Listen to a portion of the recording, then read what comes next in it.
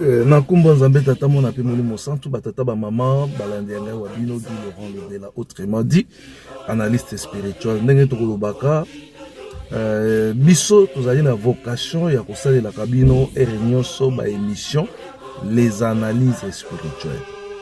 Ba émission les analyses spirituelles tolobaka yango ete soki ozali na connexion spirituelle na tata Nzambe te moyen au capter ba émission na biso ekozala te parce que ce sont des choses spirituelles.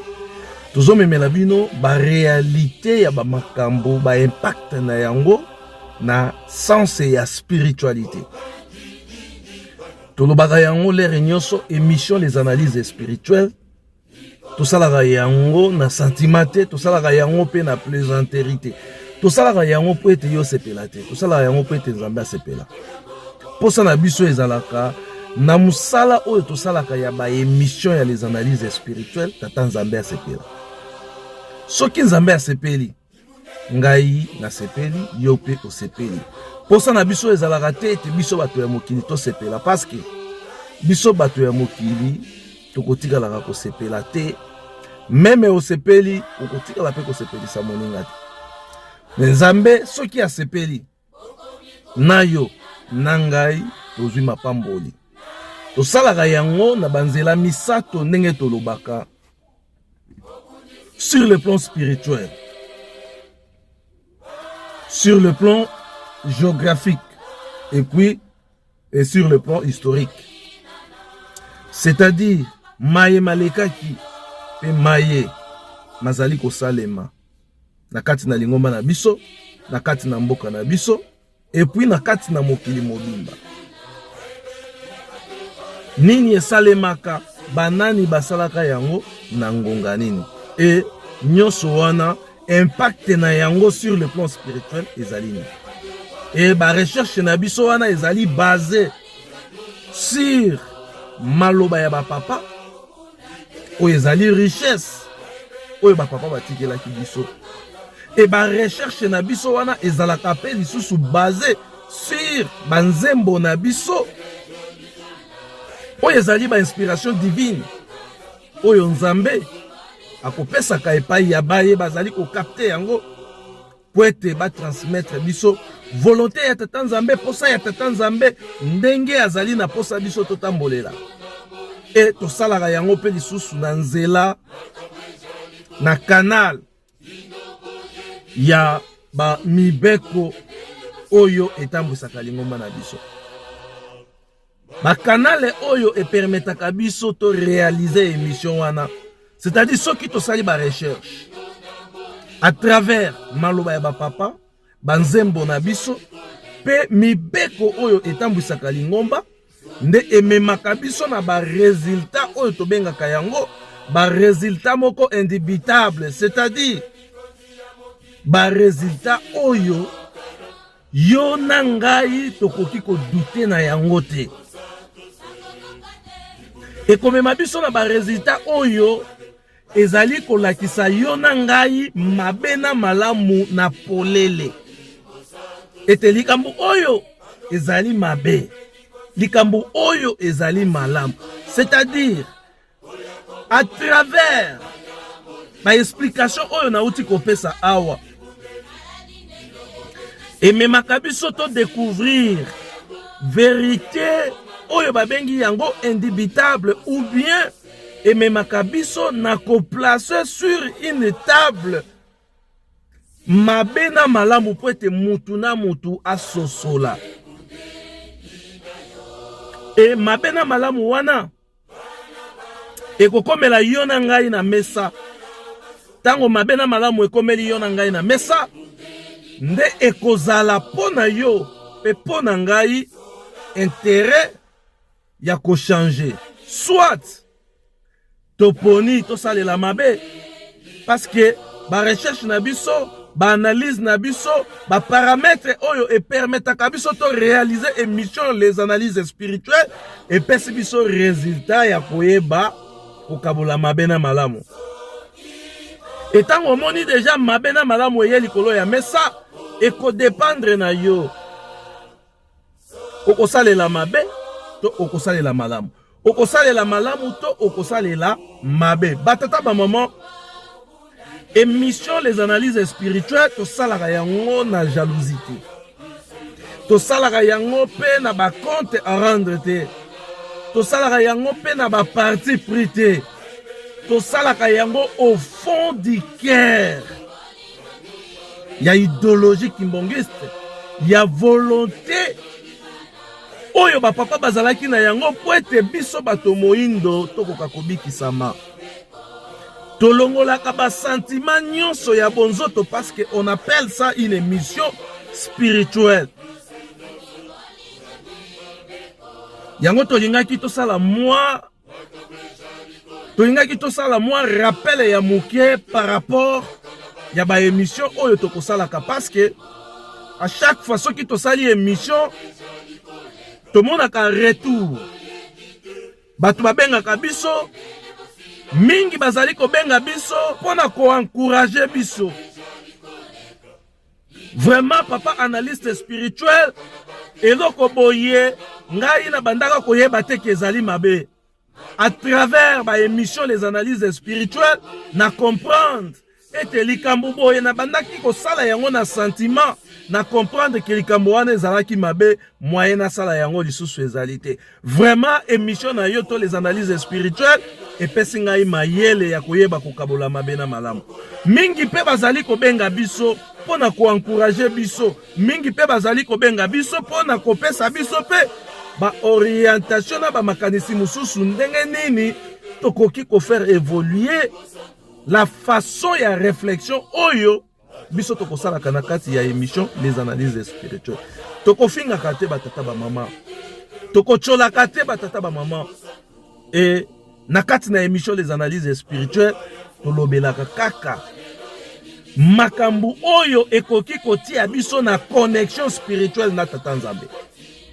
Et makambo misusu oyo ya mabe oyo ezali ko nuire réputation ya Lingomba, oyo ezali ko nuire idéologie ya papa Simon Kimbangu, tolukaka tomema yango tolakisa yango ekoma lokola oyo tobengaka yango une vérité éducative. C'est-à-dire vérité éducative ezali vérité oyo bayebisio na miso ya bato. Tango ozali kosala mabe ozali kobatama, ozali kosala makambu ozali kosala makambu ozali kobatama. Peut-être bazali pe côté ya yo mais ozali na yo ko comprendre te que makambu oyo yo ozali kosala ezali ya mabe. Batata ba maman bandeko na ngai bana ya tata Simon Kimbangu kiangani ba papa batei biso ebele et makambu nyonso ba papa batei biso ezali enregistré et ezali na ba réseaux sociaux. Eloko nyonso oyo ba papa balobaki okozwa yango na réseaux sociaux, okozwa yango na banet, okozwa yango presque pas. C'est-à-dire papa Diangenda azalaki enseignant moko incontournable sur le plan spirituel, sur le plan de l'église. Papa Diangenda apesi biso ba orientation, apameli biso na ba facteur nyonso, makambu nyonso papa Diangenda lobaki ezali. Sur le plan politique, ezali na eloko oyo eko échapper papa Diangenda te parce que papa Diangenda avait déjà tout dit. Yango moni papa Diangenda va kende alobi batata ba maman tango tokozala lisusu te mokili bakoya kotuna bino ba papa na bino batikelaki bino nini, to tata Simon Kimbangu atikelaki bino nini. Batata ba maman réponse ya papa Diangenda ezalaki maloba oyo biso tokolobaka na bino mbala na mbala yango wana ezali ebomba melo na bino pe ekanga melo na bino.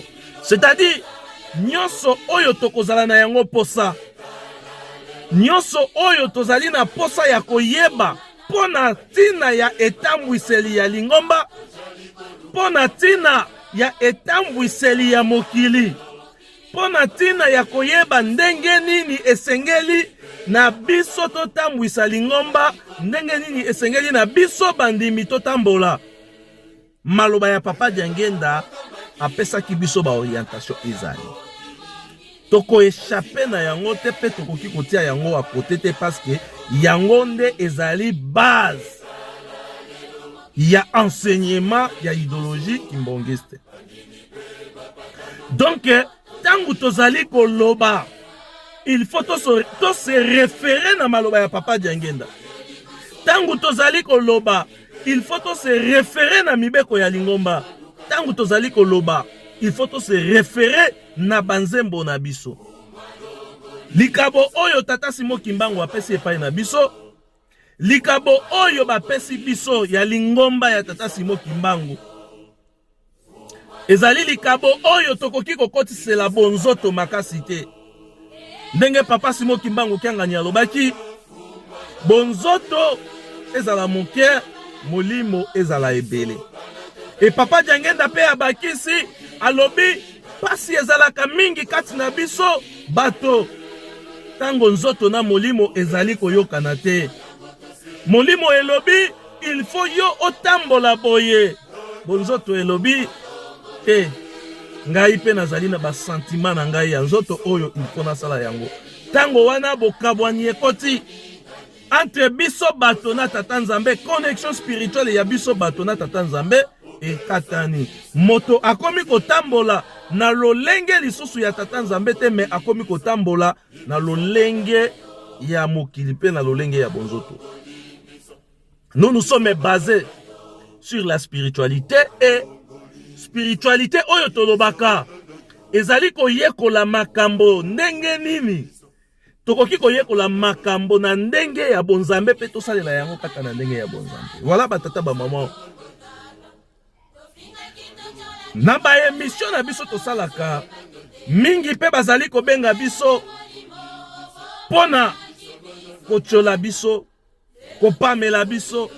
Mingi pe bazali kobenga biso pona kotuka biso par rapport ya ba réflexion spirituelle oyo biso tokosalaka oyo tobengi yango les analyses spirituelles. Ndenge tolobaka epesameli mutu nyonso te pona kokapte ba émission les analyses spirituelles. Parce que ce sont des choses spirituelles. Soki ozali na bonzoto mingi ekolekela yo okomona kaka makambo nyonso mabe na kati na oyo tolobi, mais balance ya Nzambe nde epesaka mabe na malamu pona koyeba ke awa tozali na mabe ebele, awa tozali na malamu ebele.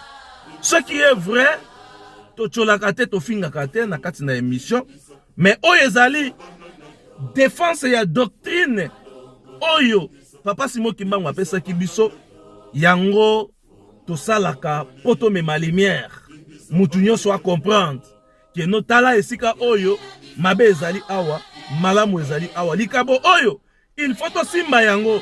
Ba papa bakotikala anoke jamais côté ya biso makambu ya mabe. Ba papa bate ya kabiso kaka tosala malamu. E na malamu oyo ba papa bate ya kabiso, biso bandimi tozali kosala makambu ebele oyo ezali kofingisa kombo ya ba papa. Yango moni na motema ya kofongwama biso ba analyste spirituel tozwa likanisi to inspiration ya kosala émission les analyses spirituelles pour permettre biso to mema maye yo na ngai tozali komona ete oyo ezali peut-être na lolenge soki ndenge nini, mais to memi yango po ete yo na ngai esika tozali tokoka ko comprendre ndenge nini tokoki kotambola, ndenge nini tokoki kosala pe musala ya tata Nzambe. Tokokene na bino mingi te batata ba mama, ezalaki juste moi message oyo tozalaki kopesa to moi message oyo tozali kopesa bino pona ko informer bino ete émission des analyses spirituelles tosalaka yango na motema ya kofungwama. Ezalaka motema ya jalousie te, ezalaka motema ya kanda te, ezalaka motema ya bonzambe ya kimia. To mema makambo oyo na ndenge ya bonzambe, likabo oyo tata Simo Kimbangu tosala yango ndenge Nzambe alingi. Po papa Simo Kimbangu kiangani pe alobaka yango tango nyonso. Soki tosali oyo Nzambe alingi, nde Nzambe ya kosepelisa biso. Soki Nzambe asepeli te, biso pe tokosepela te. Tosala ki émission, tolobela ki mabina, tosali pe émission. émission mususu ezali koya tokolobela pe lisusu kaka mabina tokolemba te kosala ba émission oyo parce que ezali pona intérêt ya ngomba soki tozali kosala ba émission batata ba maman ezali te parce que tosepeli kaka tosala ba émission kasi ezali likabo oyo nzambe apesi na biso e soki tosali yango te yo po kosala yango te e mabe oyo ezali kobotama na kati ya lingomba ekokola e biso baye nzambe apesaki biso likabo ya koloba na courage ya koloba de tokomema ngambo epai ya tata Simon Kimbangu parce que tozalaki komona tolobaki te tozalaki pe koyoka tolobaki te e yo pesameli likabo ya koloba oyo yo omoni ya mabe pe oyo yo oyoki ya mabe tango okangi monoko olobi yango te batata ba mama ezalaka se mokumba epai ya tata nzambe yango omoni tolandaka mingi basentima ya bato ya mokili te tolandaka likabo oyo nzambe atie kati na biso ya kopamela mabe ya kolobela likambo oyo tomoni ete ezali na intere te ezali na litomba te pona lokumu ya likabo oyo tata Simon Kimbangu apesi biso tokosukisa na koloba boye tata na biso Moïse tata Moïse azalaki na bezaleli malamu azalaki na comportement malamu akoli na ndaku ya Pharaon asepelaki na bezaleli ya Moïse e tango wana akomaki lokola mwana malamu na kati na ndaku na Pharaon tango azalaki ko vivre lokola Moïse abandaki ko mériter parce que nzambe amonaki elembo na ye ezalaki elembo ya malamu azalaki mwana ya botosi c'est-à-dire mwana ya botosi mibeko e mwana ya limemia e nzambe aye kotala lobi na bana oyo nyonso oyo azali na elembo ya kolongola bana ya Israël na kati na boumbu ezalaki tata Moïse c'est-à-dire Moïse soki atikalaki kaka Moïse par rapport ya bilembo na ye par rapport ya bakapasité na ye par rapport ya ndenge nzambe asalela ye Moïse etake individu Moïse alingaki ya mona mboka ya elaka oyo tata nzambe alakisaki epai na ye kasi soki Moïse ayaki kokweya soki Moïse ayaki komona mboka ya elaka te ezalaki par rapport ya responsabilité oyo tata nzambe apesaki epai ya Moïse c'est-à-dire Moïse etake Moïse simple akokaki komérite komona mboka ya elaka parce que azalaki na ba compétence spirituelle pe azalaki kosalela nzambe na solo pe azalaki mwana ya botosi mais à travers responsabilité oyo tata nzambe ayaki kopesa Moïse nde eyaki kosala ete Moïse amona mboka ya elaka te parce que asalaki makambo na sentiment asalaki makambo na lolenge na ye atiki kosala makambo ndenge esengeli na ye ndenge bayebisi ye asala yango ye asali makambo na lolenge na ye pe na sentiment na ye uta tango ena Moïse azwaki etumbu nzambe alobaki na ye mboka ya elaka okomona yango te malgré ba miracle oyo nzambe asalaki na kati na Moïse malgré bonzambe oyo ekotaki nzambe akotisaki na kati ya Moïse mais tango Moïse ayaki kobebisa nzambe apesaki etumbu ndenge moko na papa na biso tata na biso Abraham libota ya Abrahama ekendeki na boumbu na tina kaka ya koloba ete nzambe apesi yo responsabilité nzambe apesi yo musala sala musala na yo ndenge nzambe apeseli yo yango sans sentiment na kati longola bonzoto na kati longola ba influence na kati longola complexe na kati longola bobangi na kati sala mosala na yo ndenge tata Simon Kimbangu andimaki ya kufa likolo ya musala oyo sala mosala na yo ndenge nzambe apesi yo yango nzambe akosepela mboka ya elaka okomona yango ata bitumba ezali yeba ete elonga ezali nzambe akolongisa yo pe akokomisa yo na mboka ya elaka c'est-à-dire eloko nini tolingi koloba à travers message wana biso na kati na biso tozali ko pressentir ete likabo ya kosakola mabe na malamu ezali Alors soki tolobi te d'autre part mboka ya elaka tokomona yango te ndenge tata na biso Moïse Nzambe apimelaki ye komona mboka ya elaka malgré nyonso ya bonzambe oyo ezalaki na kati na ye. Ndenge topesameli mokumba ya kosakola oyo tozali komona ya mabe na ya malamu pona lingomba esengeli na biso il faut toloba yango tosakola yango pamba te soki tosali yango te yo kosala yango na place na biso te soki tosali yango te yo kotuna mate na place na biso biso nde tokotuna ma parce que Nzambe apesi biso likaboyena ya kosakola kolakisa mabe na malamu po ete yo na ngai esika tozali to comprendre ete ya solo tozali na kati na libunga to etamboseli na biso etamboleli na biso ezali malamu te tozonga na raison to batela likabo oyo Nzambe apesi na biso soki te libota na biso ekokende boumbu 4400 ans lokola Nzambe alakaki boumbu epai ya bana ya epai na libota ya Abraham alobi na ye de génération à génération libota na yo ekokende na boumbu batata ba maman botenir biso rigueur te na ba émission des analyses spirituelles ce sont des faits oyo tosalaka yango na nzela ya ba recherche ezali ba makambu oyo tosalaka yango na nzela ya ba mibeko na biso oyo ba papa bapesaki biso likambo oyo ngai na sali soki ezali kokokana te na maloba oyo ba papa balobi esengeli na biso tosala nini tobomba yango ou bien il faut tolakisa yango po ete yo esika ozali otire leçon ya koloba ete likambo oyo ba papa basi bapekisaki yango esengeli na biso tokoka kotika yango.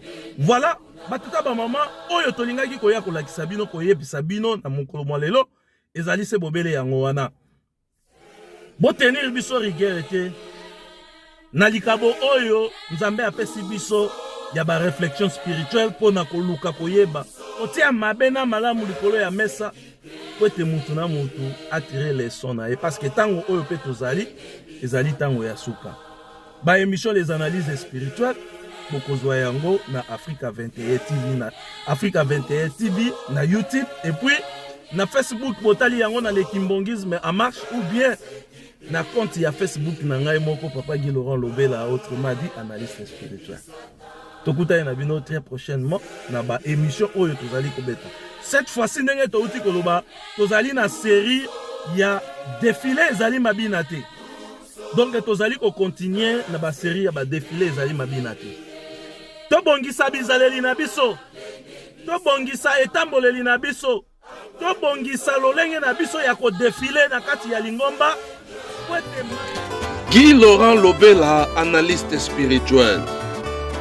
Tokosenga na bino batata ba mama bolanda biso na bokebi nyonso.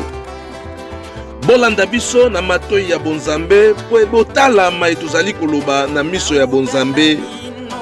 Pambate ba émission tokosalela bino tobengaka yango mingi les analyses spirituelles. Ndenge tolobaka les analyses spirituelles tosalaka yango na sentiment te pe tosalaka yango na plaisanterie te. Tosalaka yango po ete Nzambe asepela Nzambe soki asepeli oyo Nzambe abongiselaki yo na ngai nde tokozwa yango. Kasi soki Nzambe asepeli te oyo Nzambe abongiselaki biso tokozwa yango te. Yango tokosengaka bino bolandaka biso très attentivement po ete maye tokolobaka awa ezalaka maye Nzambe akoinspiraka biso pe maye Nzambe akopesaka biso po ete biso tokoka kotransmettre yango epai na bino. Yango tokosenga na bino ba émission des analyses spirituelles bokolandaka yango toujours na kati ya chaîne na biso ndenge tokolobaka Africa 21 TV na YouTube pe le Kimbongisme en marche na Facebook esika nini tokopartageaka ba émission oyo tobengi yango les analyses spirituelles ba critique na bino tozali na yango posa ba commentaire na bino tozali na yango posa pe orienter biso na ba idée oyo ko permettre biso to mema changement na kati na communauté na biso kimbongiste changement wana ezala pe na kati na mitema na bino na kati na mitema na biso na ba vie na biso pe na kati na misala oyo tozali kosala na kati na elanga ya tata Simo Kimbangu. Batata ba mama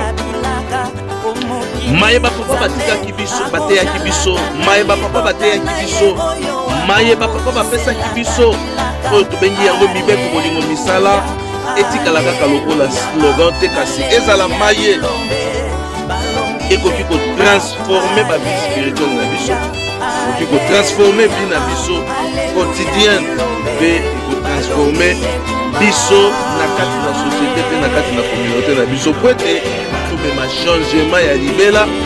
Ndenge tata Simo Kimbangu alobaki moyindo akokoma mondele, mondele akokoma moyindo, kasi na loposo te, kasi na misala oyo biso tokosala. Yango tolobi ozala toujours connecté, branché na kati na baémission oyo tokosalelaka bino les analyses spirituelles, tokozala décidé. Merci.